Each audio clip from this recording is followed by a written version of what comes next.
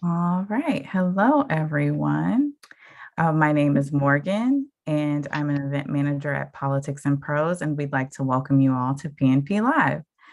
Soon, I will drop a link in the chat for where you can order a copy of The Other Mother straight from PNP's website.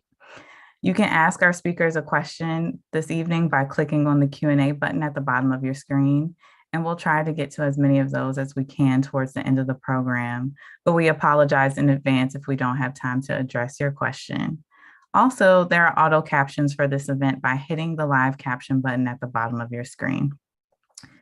Let's introduce tonight's guest. Rachel M. Harper is the author of the novels Brass Ankle Blues and This Side of Providence, which was shortlisted for the Ernest J. Gaines Award for Literary Excellence. Her work has been nominated for a Pushcart Prize and has been widely published and anthologized. Harper has received fellowships from Yaddo and McDowell and is one of the faculty at Spalding University's School of Writing. She lives in Los Angeles. Harper will be in conversation with Kiese Laymon, the author of the genre-bending novel Long Division and the essay collection How to Slowly Kill Yourself and Others in America. Laymon's best-selling memoir, Heavy, an American memoir, won multiple awards, including the 2019 Andrew Carnegie Medal for Excellence in Nonfiction. Laymon is the recipient of the 2020 through 2021 Radcliffe Fellowship at Harvard. He is the founder of the Catherine Coleman Literary Arts and Justice Initiative, a program aimed at getting Mississippi kids and their parents more comfortable reading, writing, and revising and sharing. Please give our guests a virtual round of applause. Hey, thank you so much. Hey. Thank you so much, Morgan. And thank you so much, Rachel, for first of all for writing this joke. I'm gonna have lots of incredible things to say and lots of questions. But I just want to first start by thanking you for crafting this book. And we're doing this almost right on time since Mother's Day was just like 2 days ago. Yeah, 2 days ago. 2 days ago. So thank you so much. So what we're gonna do, y'all, we just want to encourage you again. If you have questions, to put them in the Q&A section of the Zoom. And we try to weave those in as organically as possible. And again, we want to thank Morgan.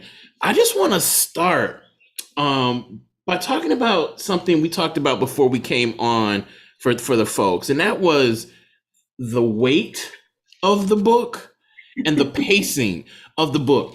And you know, I hope I'm not speaking out of turn, but you know, Morgan was like, I was kind of intimidated because it was a big book, but like, it's just, I love books like this weight, but rarely do books this weight have the pacing that I think a lot of us want, right? And so so I mean, that's a gentle, generous way of talking about. But what you do here is so amazing. You take us through probably 7 different POVs, but you are so tender to the reader with the way the book is paced and spaced. And I wonder if we could start by talking about that decision. Yeah, okay, thank you. And I appreciate the compliment and the question, because I think it's definitely something I thought about. You know, I did not set down to write a book like thick like this and just like, let me, you know, make people give me weeks of their lives. Like, I was not trying to do that. I'm cognizant of the reader. I myself, you know, I know what it's like to feel like, ooh, you're starting out and you're just like, I've got so much to read. I only have a limited amount of time. But as I was crafting the story, I just felt that it had to be the way that I structured it, with the 7 books and with going between not only narrators, but time periods, because I really wanted that like larger family story. And I wanted to kind of set the reader up in a sense to have the story unfold in an unexpected way. And so to me, that was about like the reveals of going, you start out, you get the big reveal that's like the flap copy where like Jenry, you know, doesn't know who his family, doesn't know that he's a product of these 2 women having this baby, and that blows his mind. But for me, that's not the only, you know, that's not the only secret. It's not the only reveal. And I wanted you to kind of move through the story. And in order to justify that, I felt like my pacing has to be tight. Like, I can't feel like oh, going to this one and some backstory is going to be like heavy and weighing you down. So that's why, like for me, I'm always thinking about pacing. My students know I give lectures on pacing, and I think it's always important. But I think now where people's attentions Yeah. spans, like whether we say people they're shorter than they used to be, or we're just not used to it. We're all multitasking all the time, and Yeah. you know, I wanted it to be these like potent snippets. And so even the way that within those 7 books I structure the chapters, I never wanted them to go on too long. I felt like there's a Yeah. lot of emotion, there's like high stakes sort of family drama conflict, but that didn't mean it had to be dragged out. So my thing was to like go in, to try to be like precise and to create these like scenes and to have them be efficient, like economical. And Absolutely. so that's definitely something that it was my intention. And it took, revision and drafting, like with my editor, and just really trying to make it feel tight like that. So I'm glad that both of y'all felt that it works and that it doesn't feel like Yeah. it's a heavy, slow read. Like I wanted that intentionally. And one of the things that I was so actually, I just felt lucky to read this book when I read it. And I don't know if we're out of COVID. We were just talking about this. I don't think we are. But I'm interested in like the reading experience during COVID, where time for different people feels like it's doing something that we've never felt it do. And there's something about whatever COVID is doing the time and my watching so much television because of COVID and reading Yeah. the book made me be like, I was like, is this a fuck? I mean, that's why I wrote immediately. I was like, is this another kind of time? Like, what the fuck is she? I kept saying to myself, like, what the fuck is she doing?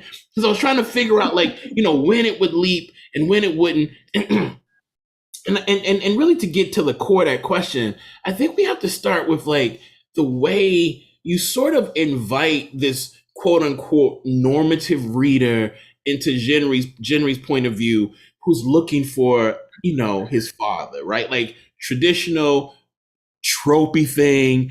Like I'm Yeah. trying to find my father. And I love that you let us know from the rip, this ain't that book. And Genry, you look literally the character says, the quote, the character says, the truth you see doesn't lie with my son. It begins with my daughter. That's not like on page 135. Like that's early on. Right. So can you talk about the way you also seemingly anticipate people, readers who might want to go along with that, young boy who's looking for a father, and you let us know from the jump, this ain't that book. We talking about mothering and among other things in this book. Yeah. Yeah. I mean, it's interesting because when I was thinking, like, as I sort of created it as like a circle in my mind, not as a starting point and like a race to the end, like a traditional narrative. Yeah. And so as I thought about like moving through this story in the family, it was like, where do I start? It was not clear to me at the beginning as I was creating the story years ago that I would necessarily start with Genry. But then when I realized that it's kind of like it's a little bit of a fake out to start with him, as if he's the protagonist, which Right. arguably, people have asked me that. It's like, there's obviously multiple protagonists. And in terms of the journey, he does grow and has somewhat of a hero's arc, but Juliet also, Yes. in my mind, Yes. is really the kind of sneak protagonist, and Right. she comes in the 3rd book. So I'm sort of inverting these assumptions about how we enter stories, how we enter narratives, and how they build. And I did think it'll be great to kind of start with him. It's very much like going off to college. He's brand new. But then I was like, let me not let that go too far, because I originally thought, well, maybe we don't even find out at the beginning with him if I wanted to hold the reveal. But then when I started to realize that the reveals in the story for me are more about why people did what they did, not what they did, Yeah. so it's like the how, Yeah. and really the motivations. Like, so then I was like, I can put this in the 1st book. I can put this like, bam. And you're right, the scene you read from with the grandfather telling him, I mean, right, that's page like 35 or something, So it's fairly early on. And an early reader, I remember, was like, well, are you sure you don't want to hold that? And I was like, no, you have no idea what's coming, because it's like, I want that to be out there. And then it's really just like, how did that happen? And Right. that's when I really realized I wanted to play with time a little bit, and have that like present story, which is the 4 of the 7 books are in the present. Yeah. And the way I was like, I want you to have that as these really grounding spaces, but then you go back in time, and so that the switch of the narrator is also a switch of time. Yeah. But I like the idea of like, I didn't want it to be too confusing. So in my mind, it's like you have 2 time periods, the present, and then you go into the past, and then you come back to the present, and you go into the past and you come back to the present. So I felt like that was part of creating its own rhythm, Yeah. which again, at least once you get in it, and tell me if it happened to you when you're reading it, like once at first you don't know what's going to happen, then you understand, you go to book 2 and you go back in time with where the women meet, and you're like, oh, okay. And so then it's like the beginning of their college experience. Right. And then by the time you get back to the 3rd book, and then you're back in the present with Juliet, Yeah. and you're like, oh, okay, I get it. Then it's a little bit more, I don't know if I could say traditional, but at least it starts to become a little bit more like the reader is not confused. You can kind of imagine, Yeah. how like books, I think books teach you how to read them, like while you're reading. Absolutely. And so Absolutely. at first, it's like you're not expecting it. And then as you see what I'm doing and you realize, oh, okay, this is the pattern. And you don't know who else you're going to meet as you go through the book, but you understand that that each book is going to be a different family member. And I was also trying to link to that with the titling of the books, Right. by not using the character's name, but using the role in the family. So book 1 is the son, Yes. and book 2 is the mother, and Right. book 3 is the other mother. And so then I'm like introducing that idea of the other mother, and then the father, the grandfather, the other grandfather. And so to me, like setting up like that is also a way to kind of play with these, like, back to the idea of the tropes, but also knowing that like this story is going to turn that on its side a little bit. I So love it. it's like, the son, the mother, but the other mother, then all of a sudden we're somewhere different. And, This is not a story we've read. what you've done to me, which is just like, it's a reminder, but it's also just so dopely innovative, is that, you know, I'll say it this way: like when we went from Marissa to Juliet so early, I was like, wait a minute, like there's so much more book left. Like what is Rachel gonna do? And then, but when you get to Juliet, and you see that chapter is called The Other Mother, and it resonates with the cover of the book, like that does feel like a simplistic reveal, right? On, like, in a lesser writer's hands, like that would have been the book, right? But Right. take us from there to the other father, the other, like we get others. But I want to ask a specific question before we get much more into the plot about the use of college campuses in the first few chapters. Like, you write about college in such a like lush, dope way, in a time where I think people are like trying to write about college campuses through the lens of absurdity, without understanding that all you have to do is describe what's there, and that shit is going to be absurd. You know what I mean? But can you talk about like your decision to start with genre on the college campus, and then for the first few chapters, like we're on college campuses for a reason, but like talk about the experience of writing that, and what you wanted to do with the college campus that you haven't seen done before. Yeah.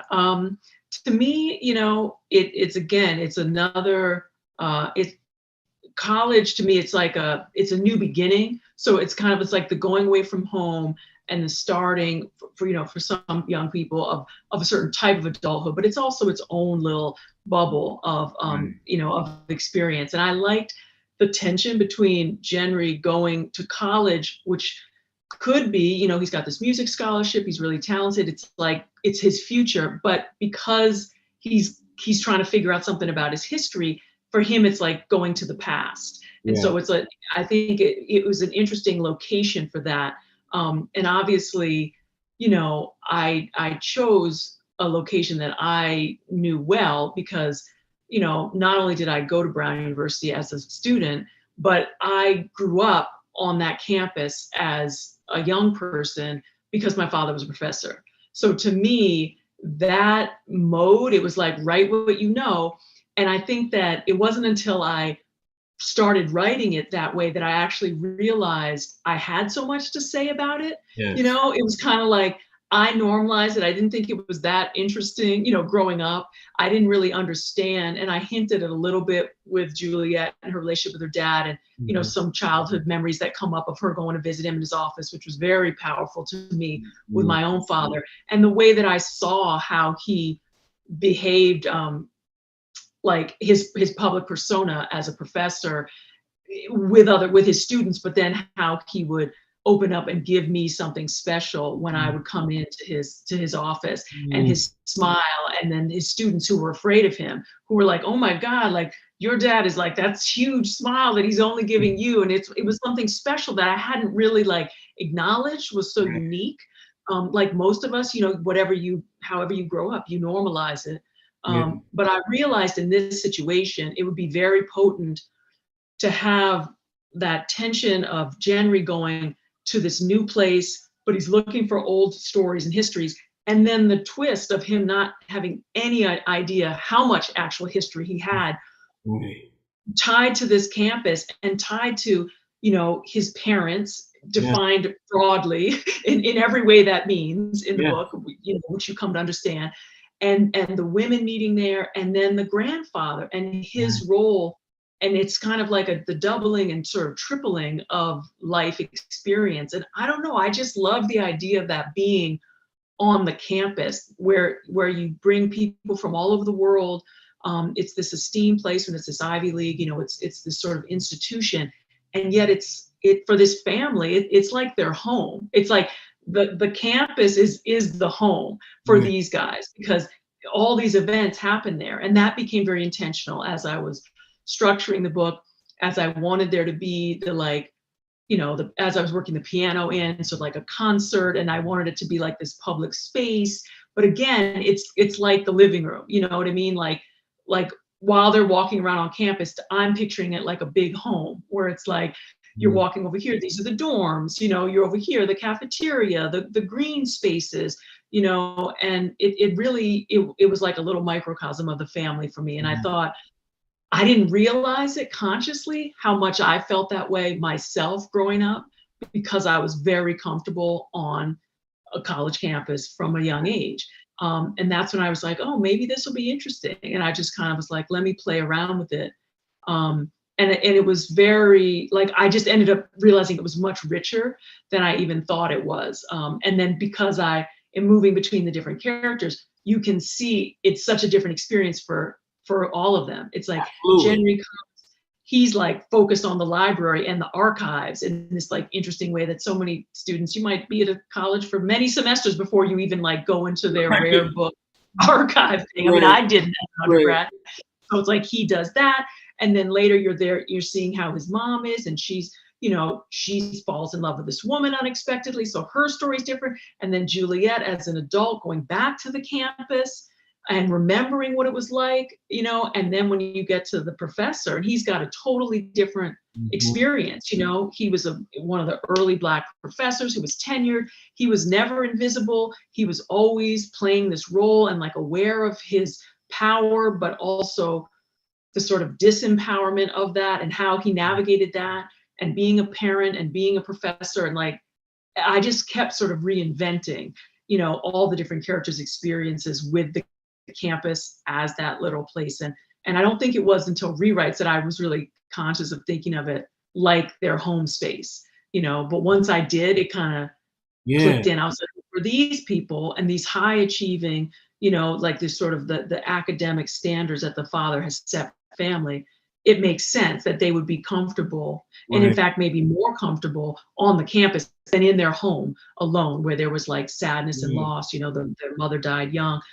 So it's like the home isn't as comfortable as the place where we excel, you know, Right. the campus where the father has a certain stature, and then his kids, you know, are going to rise up to meet that. And I was like, that's kind of cool to think of that as being someplace they're more comfortable.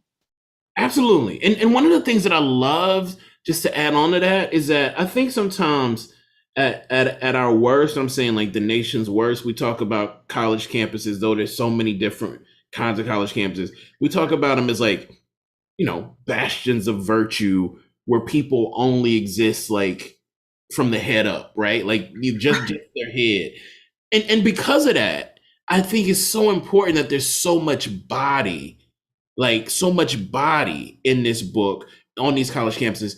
And in particular, I'm thinking about like that section where Jasper's talking about the silence around his status, right? When he's and so I'm thinking about the way you work silences into this book, specifically around that. Because I mean that Jasper section got me when he says the silences that he or what he feared most. And I wonder if you could talk about like, because this book sort of relies on like dangling these silences out there, and then right when you think you've like fill that silence up with something, you realize that no, like actually there's more silence behind that. And sometimes there's going to be silences that we just have to look at and explore and not try to fill. But I wonder if you could talk about like the use of silence in this book.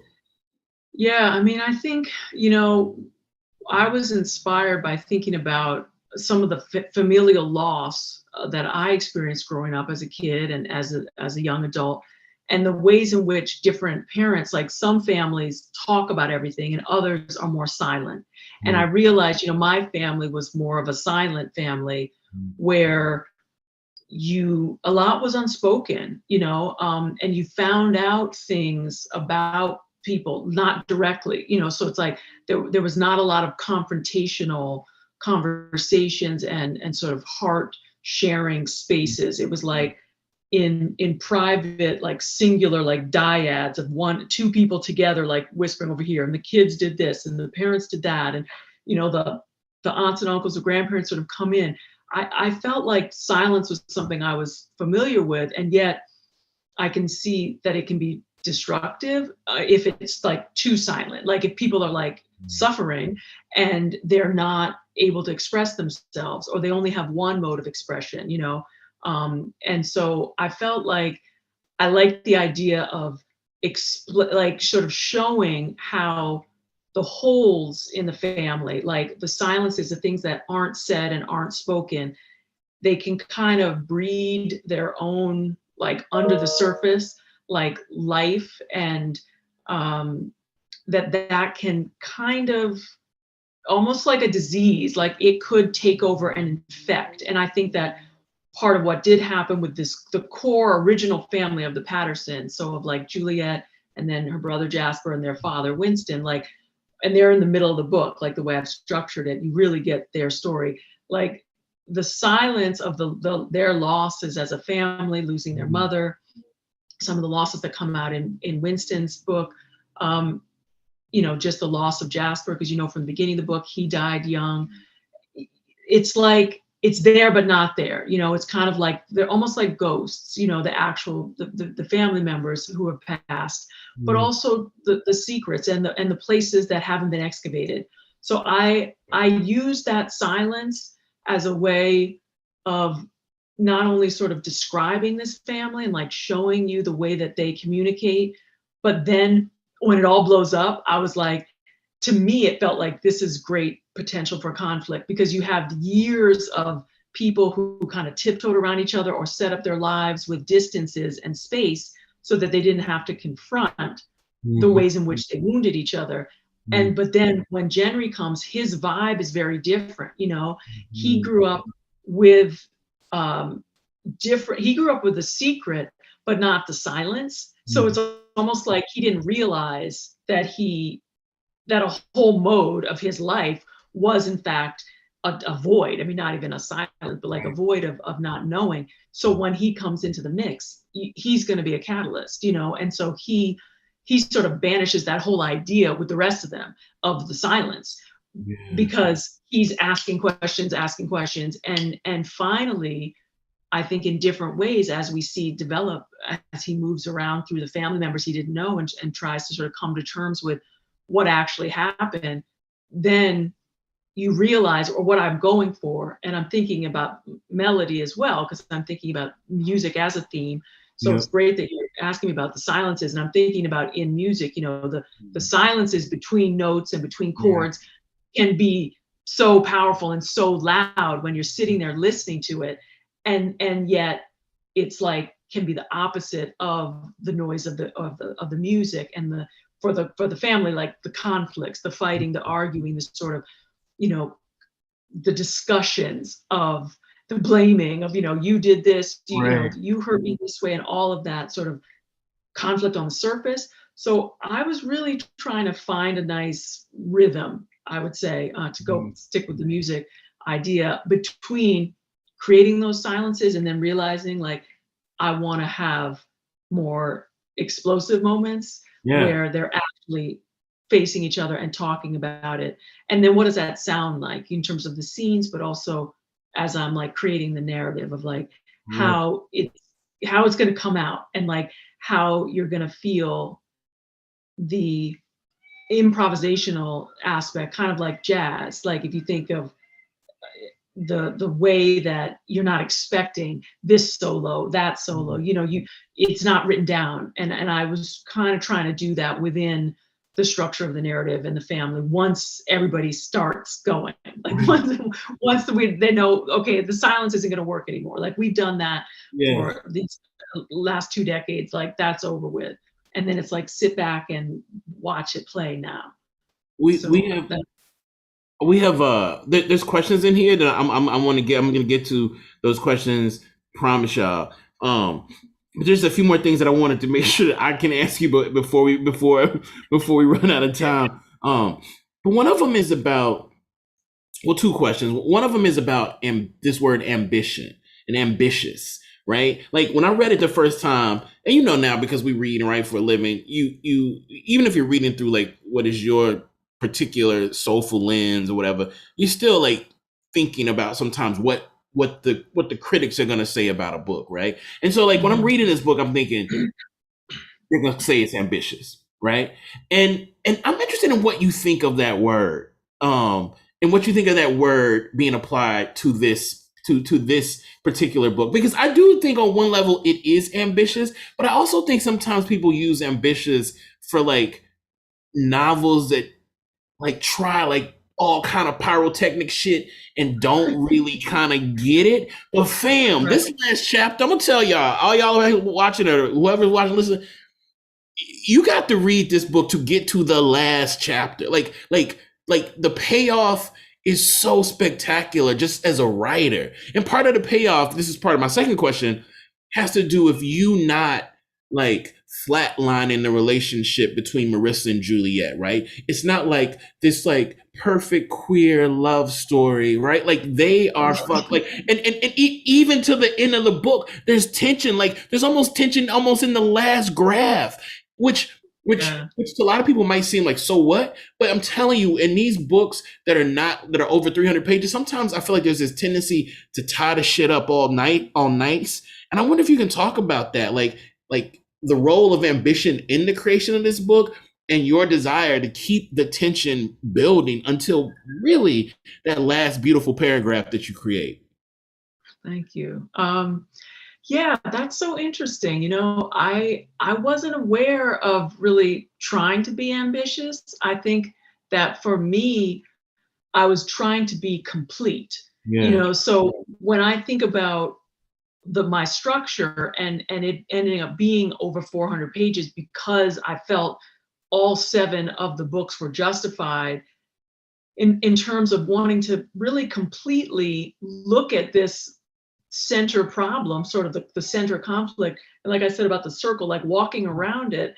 And I felt like that to me didn't feel ambitious. It just felt like it's real. It's what needs to happen. Now, can I pull it off? I certainly tried. I mean, I got in there. I was like, all right, I'm going to really try. And I had come up with this idea for this book many years ago, but felt like I needed to Mm. wait and grow into being able to write it. And I was explaining that to someone recently, and it was like not just about my writing, like my ability with crafting like novels and longer stories and my prose and all that, which I do feel, you know, I'm always learning, always trying to get better. But like, I also felt emotionally I had to grow, and I had to be able to see myself into these other characters and these other experiences. Mm-hmm. And like, so it's interesting to think about that idea of ambition, because that's probably where I felt more ambitious, was to make sure that I could really hold all of the characters equally to the Right. best of my ability, in terms of giving them their space in the narrative and Yeah. giving them their due, as far as like what happened to them and what they did. Because I tried to make it that like pretty much everybody screws up in some degree. Everybody's kind of got a secret, or just they're not fully transparent Right. about what they're doing and why. But then I also was trying to make them all human and make them flawed. And I really wanted you to feel, as you go through the book, now I understand something more. And you can't just stick with that first person that you thought, well, they're right. Like, you know, Yeah. that's the one that makes sense. Like, that's what I would have done. Or, you know, I can vibe that. Like, that's familiar to me. Which I think, as a writer, I started there too. At some point, like, I really only felt like, okay, I get this one, I could have done that. But I realized, like, well, Rachel, if you're going to really do this story justice like I wanted to, and really serve the structure, you're going to have to really understand why every one of them did what they did, not just the ones you think, you know, were better or had a better reason, or were Right. more hurt or more injured, you know, more justified to be a jerk or whatever. It's like, no, I had to get that way with all of them. And that took work, and that took revision. And I think that for me, that's probably where the ambition really came in, that I was like, I had to be able to really emotionally like step into their shoes and feel out why they did what they did. And that part, I feel like I'm proud of where I got, because, you know, it wasn't easy Oh, to have so many kind of narrators, that I wanted to feel like I did them justice, and I made it clear like why they needed to have right. this section, like how it was important to the larger story. Yes, I love it. I mean, and there's a separate conversation that we could have just about the innovative way Cuba is used in this narrative, in all of the different, well, in almost all of the different books of the narrative. And maybe we can come back to that. But I wonder if you could do us a favor. Well, do me a favor, and maybe read a bit, and then I want to get to these 4 questions that we have in here, and then see where we are with the conversation after that.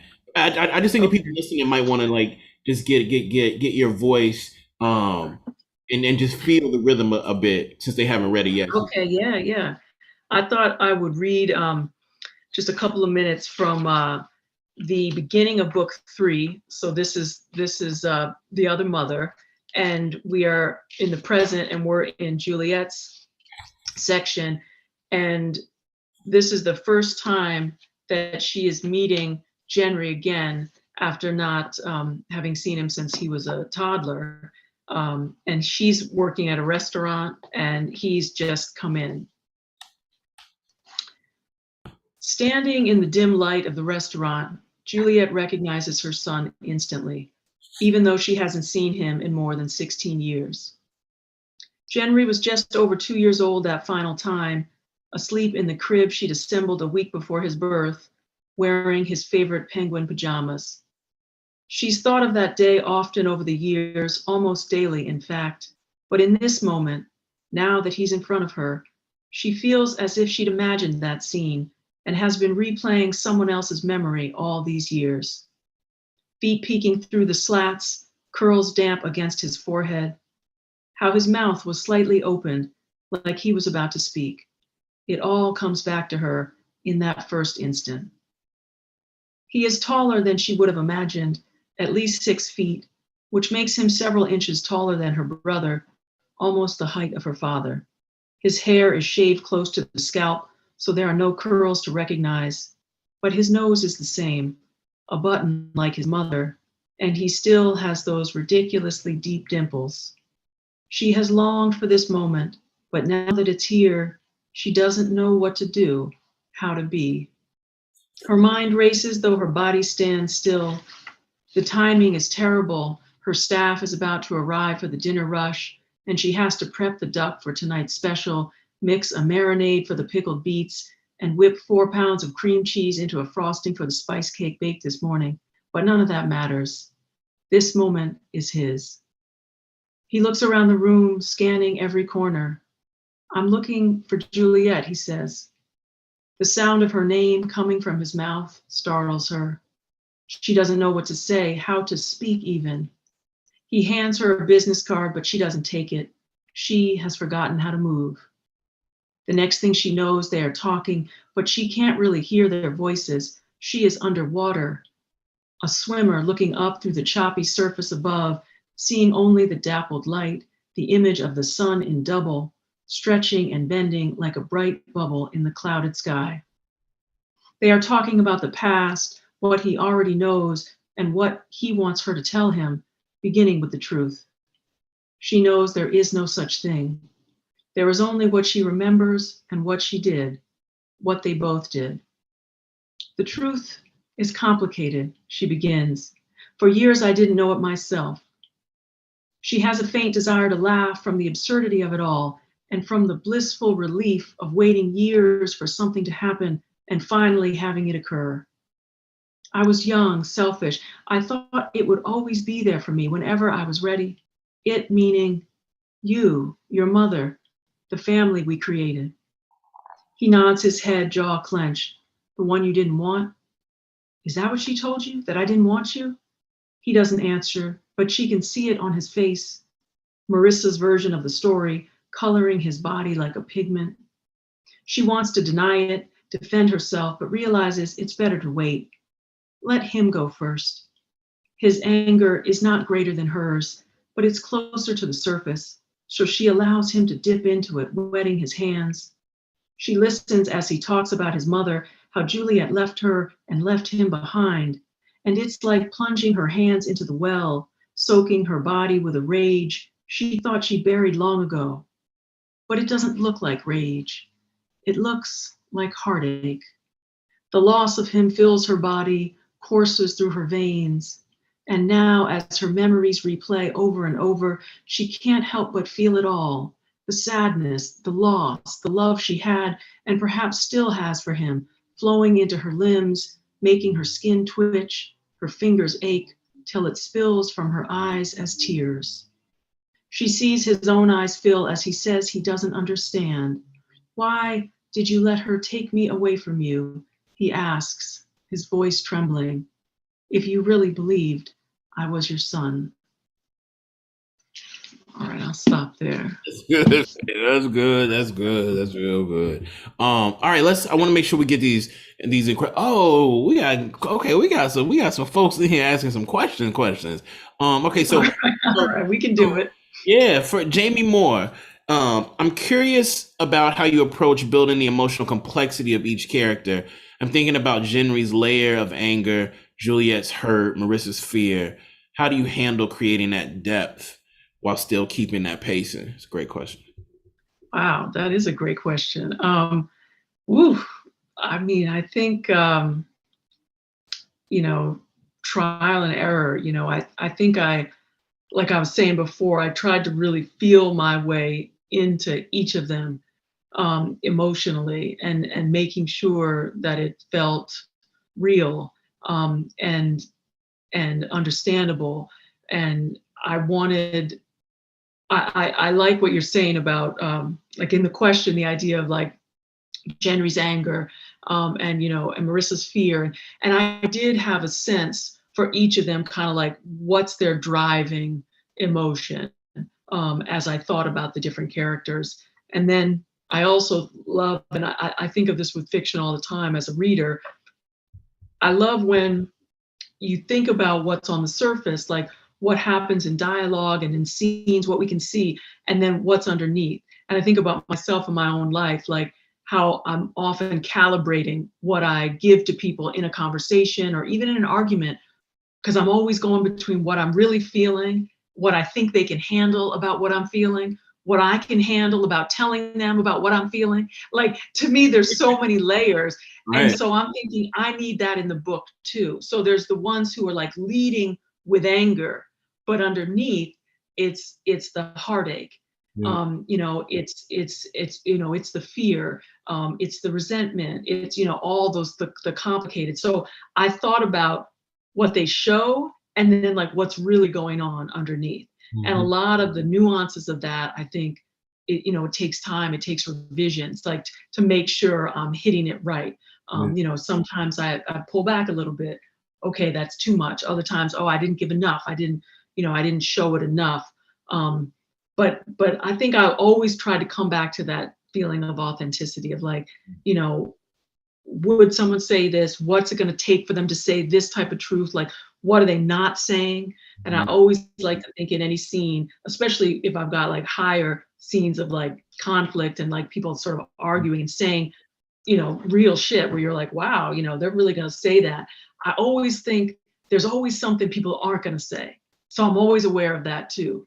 Mhm. It's very rare, I think, in my lifetime, like only a few times, I feel like even like the craziest arguments I've ever been in, I still always held something back. Yeah. And I thought of that too, like that they're not, everybody is just an open book. Like even when you are acting like you're telling someone everything, Yeah. and I tried to play with that throughout and be very aware of that. Um, and yeah, and it took a minute, it took, and by minute I mean years, Right. 100,000 minutes or so. All right. So I want to come to Julie Clark's question, and then I want to go up to Patricia. Patricia's question. So, because this just go back and forth. Julie Clark asked, I've never heard the name Genry before. Did you make it up? Does it have special significance? I haven't read the book yet, so if this is answered in the book, I can wait to read the answer. Okay. Actually, it is answered in the book Right. for the specifics of these characters and why they do it and how it comes up. So I won't tell that. Right. But I had heard of it. It's actually funny because a friend from college who just saw the book herself for the first time and like sent me a screenshot of the picture, because she has a cousin with that name. And she was, when we were like 20 something years old, she mentioned it to me just in passing, and I always remembered it. You know how writers are. I mean, you never know when we're going to grab something you've said to us. Right. And I just was like, that's a cool, interesting name. And I just put it away. And I had no thought of writing this book at that time, but I always held that name. And then when I started maybe 10 years later, thinking about it, and I wanted it, to just be something you hadn't really heard before. And then I have it make sense in the book itself. I have the women, talk about how they get there. But yeah, it was even a surprise to her, my friend, that it's a family name for her. She was like, "Wow, you used their name." So that was It's cool. such a great name, and it's such a great name to you. I feel like if you name a character Genry, you gotta start the book with Genry. You know what I mean? Like somehow I feel like Right. hearing that would change the trajectory of the book. Okay, and then so Patricia Hudson asked, "Hi Rachel, did any of the characters threaten to take over the book? Did you have to cut a lot of material to keep any of them under control?" Oh, that's a really good question. I'd say, and maybe my editor Dan is better to answer this. But I'd say like probably the only one that threatened a little bit was probably Juliet, because I think in ways, I relate to her character, and I relate to her story sort of deeply in a way, like I was saying earlier, like her relationship with her father being the professor, and like I relate to that. And so I think there were parts there definitely at some point her section was overly long. Now I think she's still probably by page count, she might be the longest book in there, but it's probably not more than like 5 or 6 pages longer than Right. the next one. But I think there was a point where maybe it was like 25, 30 or something. And Yeah. I did have to cut back on some of that.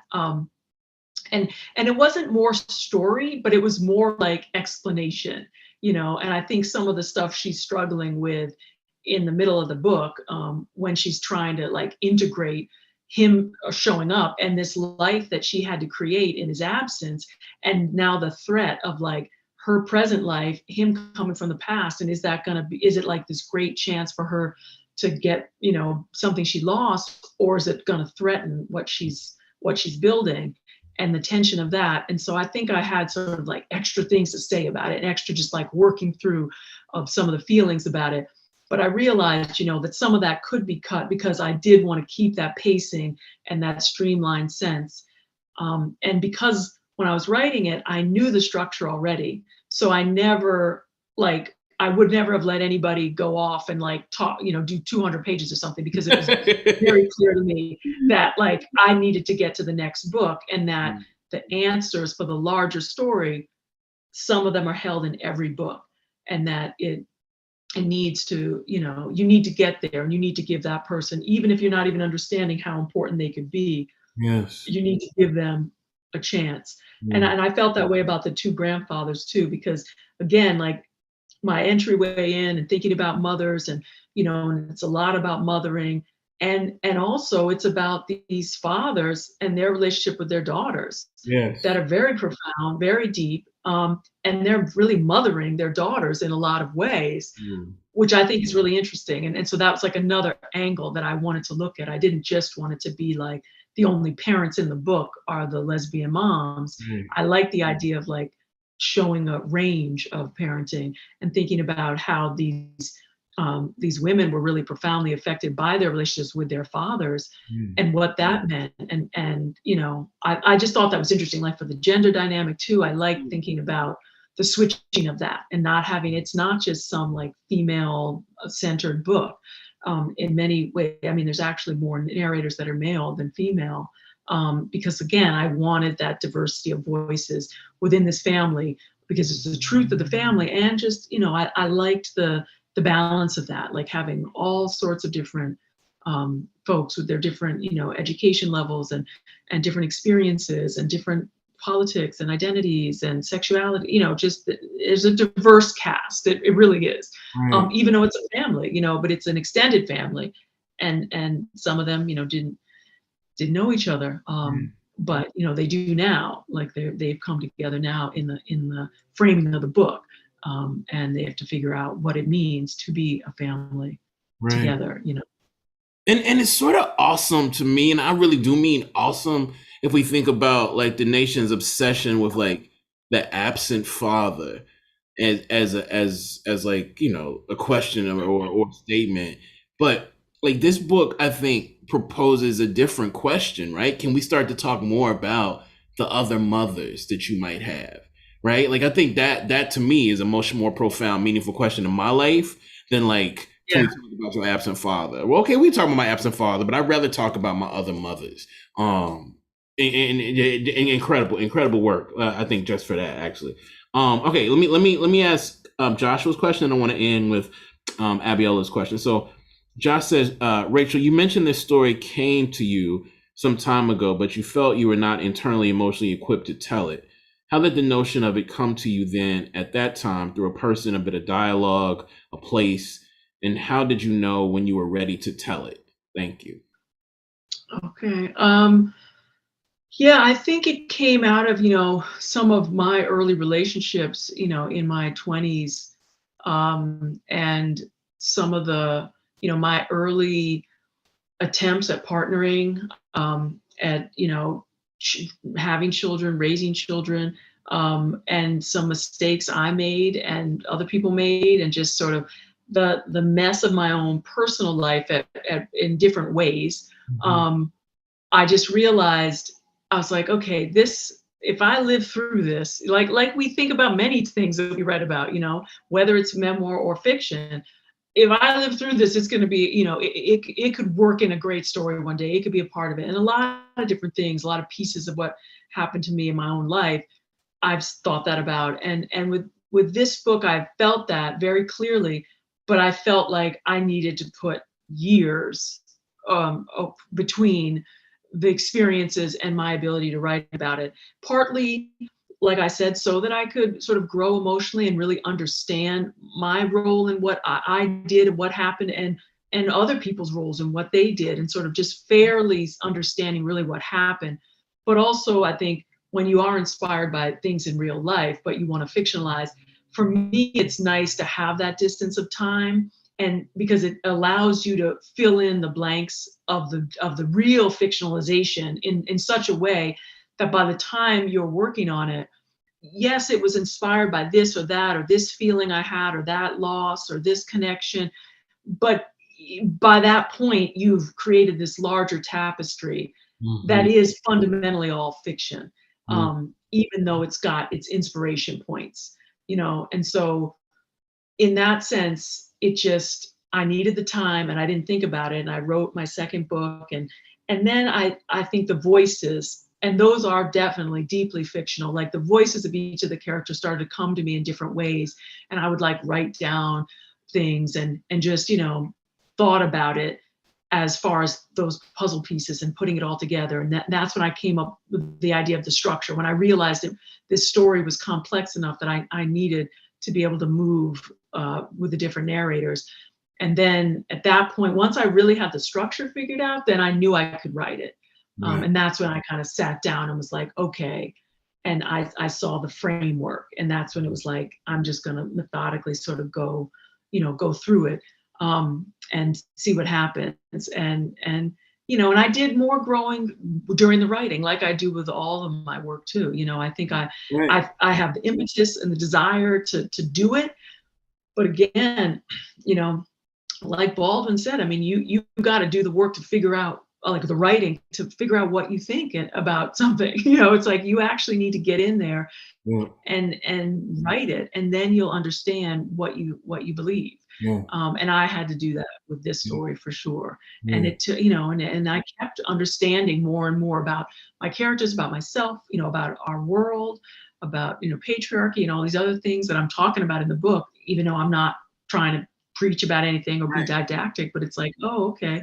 Like this is all coming just out of my human experience, and experiences of, people close to me. And that was important. That was a gift. I feel like that's when I feel fortunate as a writer to have those sort of cathartic life experiences that can happen through writing your own books. And I love how you created characters from whom like conversations about, for example, patriarchy feel as organic as conversations about, pasta, you know what I'm saying? Or the weather. It doesn't ever feel tacked on for the purpose of like, authorially editorializing, which is right. All right, and then our last question, I think, which will take us out. It's either I think it's Abiola or Abiola. Thank you for writing this powerful story. How long did it take you to write it? How did the story evolve through your writing process? And did you discover anything about yourself as a writer or person as you wrote this? Also, what's next for you? Wow, these people bring some serious questions. I love it. Read it, right? Well, they don't call the bookstore Politics and Prose for nothing now. They're going deep. Okay. Yes, let's see. It took me, I think my first draft, like I said, I've been thinking about it for years, and, I was sort of plotting it, and it was in the back of my mind. But then when I sat down to kind of first page to the end of just getting through the story, it was probably about 6 months. My kids were pretty young, and I was, sort of in and out and teaching. But this book was so emotional for me that I would sort of do that and then take a break, so it might've been then 6 months off. And then, I did a whole like revision of the whole thing, took some time off. I think in terms of what I was, as I was growing and learning, a lot of stuff was happening to me during the time that I was working on this book. So again, it's like, having kids, getting divorced, my father died, my brother died, it was a lot of life over these like 6-7 years. And I would take a break. like when my father died, I mean, I had to grieve Right. in this intense way. I mean, it was 6 years ago now. But at the time I was like, because the again, it's fictional, but a lot of the emotional relationship and some of the friction between Juliet and her father Winston mirrors some stuff with me and my father. And so to be in the book like that right after he passed was very hard. So I needed that space.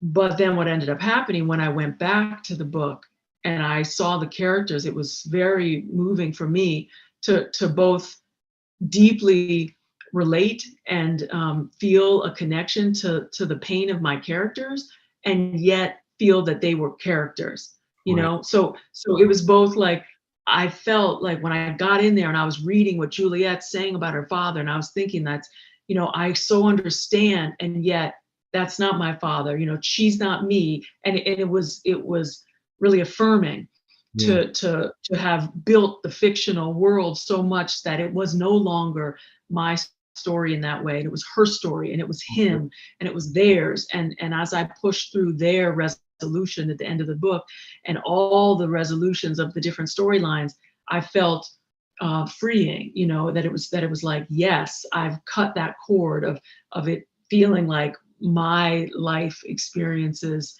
that went into kind of creating it, but not the book itself living on in the world and being out there as their stories and not mine. Yeah. And I don't know about you, but like for me, when you're writing fiction, you need that break. It's very different from writing memoir essays, you know, where you're carrying your own thing through the end. Right. And that was really, it was a great gift, Yeah. that process, and that I was able to take that time and really grieve my own personal losses, but separately, but then take what I learned from that and the catharsis that I did feel from putting some of those truths on paper and trying to share that and express those losses, and then also the reconnection of trying to kind of heal from those kind of family breaks and divides that are all up in the book.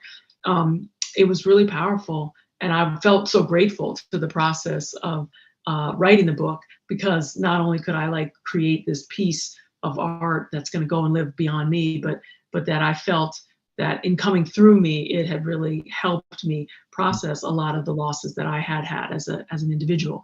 So it was like a win-win, you know, on both sides. I feel like that answer is why we write fiction, right? Like that is that. That is it. And the last question they had is, what's next? Do you know what's next? I don't know if you want to answer that or not. I don't know for sure what's next. I am thinking that I'm interested in like period piece. So I'm doing a lot of research, going back and kind of as like a break from our world right now, which is so intense. So I'm enjoying that, and I'm thinking about a love story in some way. That's all I know. That's all I know right now. Thank you, Rachel. Thank you for this dope ass book too, and thank you so much Thank you. for giving us a space to talk about it. Thank you. I so appreciate you having this conversation. Your questions were fantastic, and thank the audience. Those were all great questions. So I'm so happy we could do this. And Rachel, thank you for letting us host your event this evening. Kiese, thank you for moderating as always. And thank you, PNP audience, for joining us this evening. Please purchase your copy of The Other Mother from Politics and Prose. The link is in the chat. I also read this book and thought it was great. A lot of jaw-dropping secrets revealed in the story. So I highly recommend this book. And just everybody have a great Tuesday night. Take care, everyone. All right. Thank you. Thank you guys so much.